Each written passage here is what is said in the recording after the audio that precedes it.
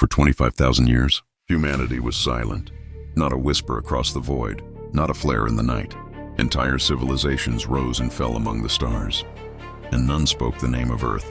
To the galaxy, it was as if we had been erased, our worlds abandoned, our voices buried under cosmic dust. But silence is not the same as death. Silence can be a weapon. Silence can be a vow. Then, the quiet shattered.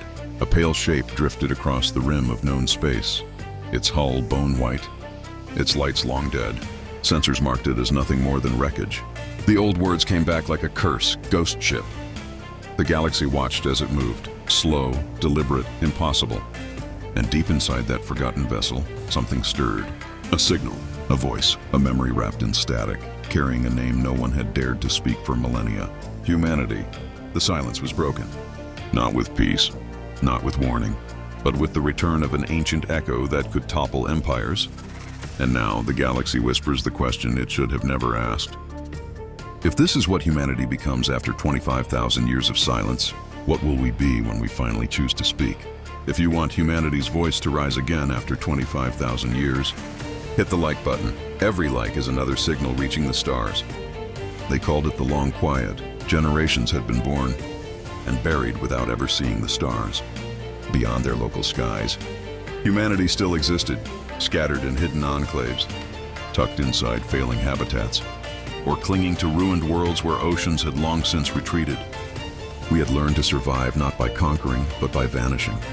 On a backwater colony called Naru's Hold, people lived like farmers in the shadow of broken towers.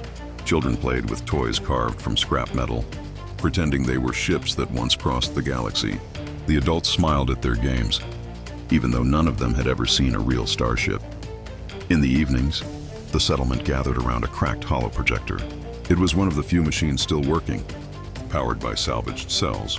It didn't show entertainment, only fragments of old Earth, a river flowing under bridges, a city lit with neon, a voice singing in a language most no longer understood. These relics were their inheritance, their hope. Among them was a girl named Alira, only 12, with restless eyes that never stayed still. She asked questions her elders couldn't answer. Why did we stop? Why don't we talk to the others? Why is silence safer than speaking? Her grandfather, Joran, carried the weight of those questions. He had fought in the last disclosure, war, the conflict, that ended with humanity's vow of silence. His hands shook when he remembered the price. Because when we spoke, he would tell her. The galaxy answered. And then he would fall quiet, staring at the night as if listening for footsteps that never came. Life on Naru's Hold was fragile, but it was peaceful. Fields grew, water recyclers sputtered but held, and for the first time in centuries, no one was dying in a war. They called it survival. They told themselves it was enough. But silence cannot last forever. Some nights the sky changed. A ripple of light across the upper atmosphere, subtle, almost invisible, but not natural. Machines that should have been dead twitched awake. The old satellite arrays flickered for the first time in millennia, spewing static like ghosts remembering their language. The elders dismissed it as storms, but Alira watched wide-eyed, whispering to herself, something is calling. And far beyond their hidden colony, in the black between galaxies, something was indeed moving. A derelict ship older than memory, its hull cracked, its engines silent, yet somehow it drifted with intent. The galaxy's networks trembled as its shadow crossed forgotten nodes. Data pulses responded like echoes in a canyon, waking systems buried before humanity's silence. The ghost ship was coming, and when it arrived, the little village on Naru's Hold, the children, the stories, the fragile peace would be the first to learn what humanity's vow had cost. For now, though, Alira ran through the fields, chasing her friends under a pale sky. Her laughter carried across the ruins, bright, alive, defiant. None of them knew that laughter was about to become a signal, louder than any weapon, more dangerous than any fleet. If you want to stand with those who dare to break the silence, subscribe now, so when the call comes, we all rise together. The first pulse did not feel like an attack. It felt like a question, a thin, cold ping that rolled across the upper atmosphere. Satellites that had slept for centuries twitched and answered with dead code. Street lamps in distant cities blinked in odd Morse. Old drones woke and hummed like insects. From Naru's Hold, The cracked holoprojector shivered and for a single second spat a bright, impossible image, an ocean full of tall lights that made even the children go still. Whisper, something is calling. Pause. Then the sky changed in a way the elders could not explain. The bone-white hull, which had been a pale smear on the sensors, rolled and opened like an old wound. A lattice of needles drifted down. They did not explode. They listened. They took samples of wind and light and memory. The first farmer to step outside that night found his crops losing color as if the sun itself had been muted. Animals grew quiet, heads bowed. Machines refused simple tasks. Fear arrived in practical ways.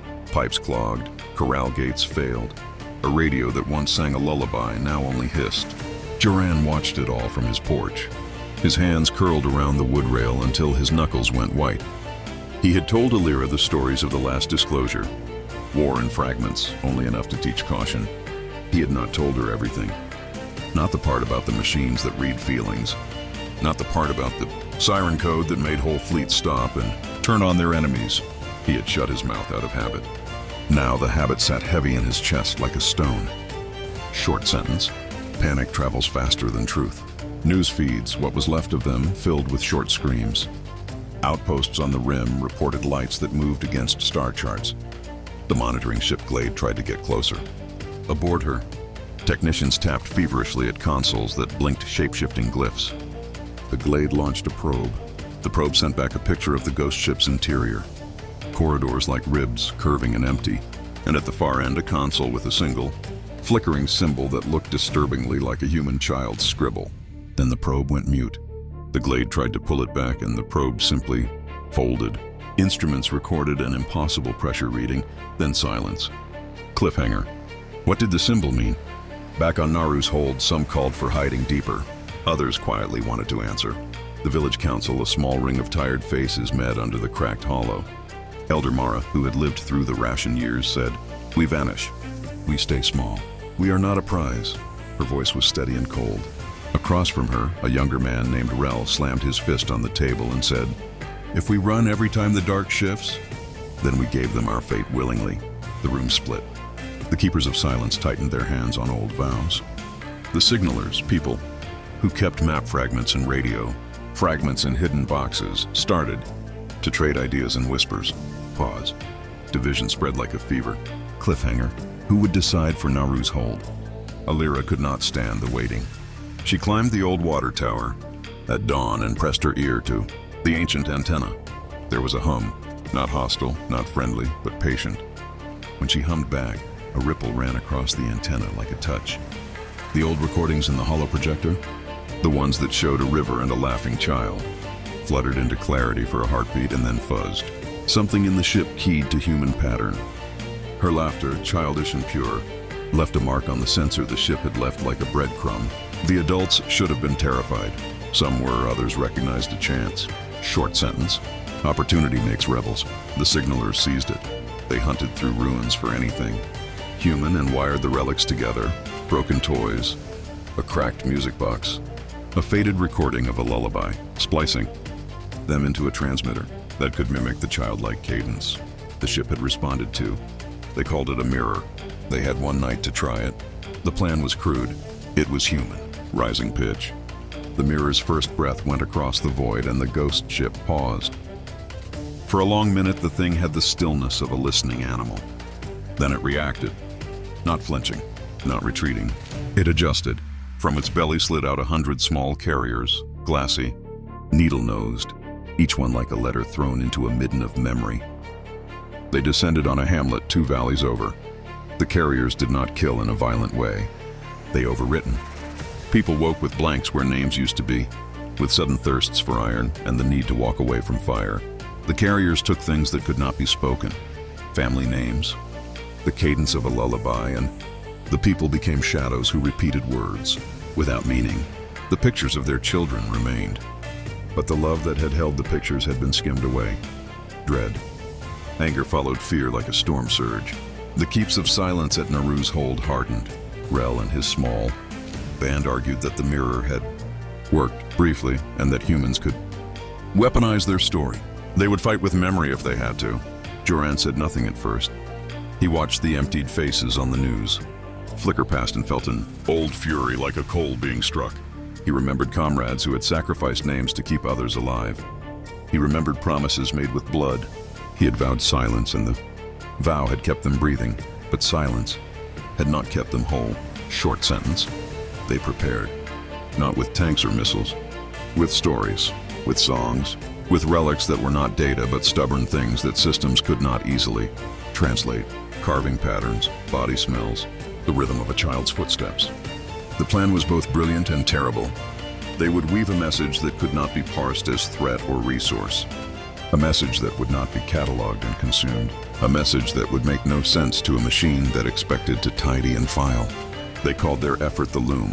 Volunteers, farmers, teachers, old coders who still remembered analog came forward. They wove, they sang, they practiced losing words and then finding them again. Defiance. It cost them. The ghost ship's carriers returned like a tide and took the teacher Edda in a way that left the village with a gap in its grammar. Days later, Alira could not remember the face of the woman who had taught her to read. She could remember only the shape of the lesson, not the warmth. The price was intimate. It was cruel. People learned to count their losses, not in bodies, but in the smallest things that made them human. Tears were taken hostage by silence, sadness, but grief made them sharper. The loom's first true test came at dusk when the volunteers lit the field with hand lamps and began their pattern song. The broadcast was not a sound so much as a weaving of patterns, tongues, whistles, the clack of a boot, and at its heart a deep child's laugh recorded on Alira's small broken transmitter. The signal sailed out like a prayer. The sky bent to listen. For a breath, the ghost ship stilled. Then for a second, it shivered as if uncertain. Cliffhanger. And then the sky answered in a way no one had predicted. From the dark, something fell. Not a carrier this time. Something larger. The ground around the lamps flared with an auroral bloom and a shock of wind that smelled of salt and machine oil. The loom faltered. People screamed. And through the roar, Alira heard a new sound. An imitation. A copy of her own laugh, but tinny, wrong. As if the ship were trying on a human voice and failing. Rising pitch. They had won a moment, and they had been punished for it. They had learned two things in the same breath. That their story could make the ship hesitate, and that hesitation could be met with a cruelty that did not need to. Burn their fields to break them. Fury spread then, not the measured rage of a council, but the hot human fire that breaks things in its path. Defiance. By the time the night ended, Naru's hold had a decision to make. Hide deeper and let names be taken, or answer with everything they had. Songs, lies, memories, and sacrifice. Joran's jaw was set. Rel's fists were stained with earth. Alira, small and fierce, held her transmitter like a talisman. Paused in whisper, "If the universe is listening, let it hear us for who we are." Cliffhanger into climax. If you want to protect humanity's memories, drop one of your own in the comments. Let the galaxy see what can never be erased. The loom was burning. Half the transmitters sputtered, their filaments gone dark. The field where children once played had become a war ground of light and shadow. Above, the alien ghost ship loomed like a vast cathedral of bone, its ribs glowing with cold memory. Every minute it dropped new carriers, needles that pierced the soil, not with fire but with silence. Each strike stripped away another human note, another memory, a lullaby gone, a surname erased, a piece of defiance stolen. Joran stood at the center of the chaos, gripping a transmitter too heavy for his shaking arms. His voice was raw. He had not sung in decades. Now he sang until blood filled his throat. Around him, others followed. Rel shouted. Children clapped broken rhythms. Old farmers banged steel pans like drums of rebellion. They were not musicians. They were not soldiers. They were human. Firm voice. The ghost ship shuddered. For a moment, its lights flickered as if uncertain whether to listen or consume. Then it answered. A column of pale energy tore down from its hull, swallowing the loom's field. Volunteers screamed as their memories unraveled. Mara, the elder who had always preached silence, staggered forward and was caught in the beam. Her lips moved, and in her final breath she sang a verse of the old earth hymn, Rise, O Voices. It was a song she had never admitted she remembered. The sound broke halfway, but it was enough. The ship's beam faltered, split, and left her body crumpled, empty but unbowed. Alira clutched her cracked transmitter, tears cutting lines down her dirt-streaked cheeks. Her small laugh, recorded days ago, still played on loop. The ship responded each time, but imperfectly, as if frustrated by what it could not fully copy. That imperfection became their weapon, rising pitch. "Make it stumble again," Rel shouted. "Confuse it." The villagers obeyed. They shouted nonsense, told jokes, swapped songs halfway, clapped to rhythms, screamed names of their dead, then broke into laughter that was half terror, half defiance. The human signal became chaos, impossible to catalog, impossible to overwrite. The ghost ship convulsed, its ribs folded and unfolded like a body writhing in fever. Symbols flashed across its hull, languages of a dozen dead empires, mixed and corrupted. The ship was choking on humanity's refusal to be neat, but victory was not yet theirs. The ship split open and a new form descended, larger than any carrier, a construct that resembled a human silhouette, vast and pale but hollow-eyed. It was the ship's answer, a mockery, a false human forged of memory and data, designed to paralyze with recognition. It spoke in a chorus of voices, children, elders, soldiers, stitched together. "We are you," it said. "You are us. Surrender, rejoin the pattern." The villagers froze. For a terrible second, even Rel faltered. The construct sounded like fathers and mothers, brothers and lost loves. It was temptation in flesh. Then Duran stepped forward, dragging his failing body. He raised the transmitter in his hand, its circuits sparking, and shouted with every ounce of strength left, "No! We are not you. We are not pattern. We are choice." He slammed the transmitter against the ground. It shattered in a burst of sparks. The feedback screamed into the air, a raw blast of chaotic memory. Alira's laugh layered over Mara's hymn, layered over Duran's war cry. The construct reeled, its hollow eyes flickering, struggling to process contradiction. This was the brilliance of humanity's stand. Not perfect harmony, not clean silence, but chaos that carried love, rage, grief, and hope all at once. The villagers seized the moment. Every surviving transmitter roared alive. Farmers banged drums faster. Children screamed nonsense syllables. Mothers sang cradle songs overlapping and clashing. Rel threw himself into the beam with a torch of fire, burning old parchments that sent acrid smoke skyward. The ship's mimicry fractured. Its pale figure split into shards of light, each one convulsing with error.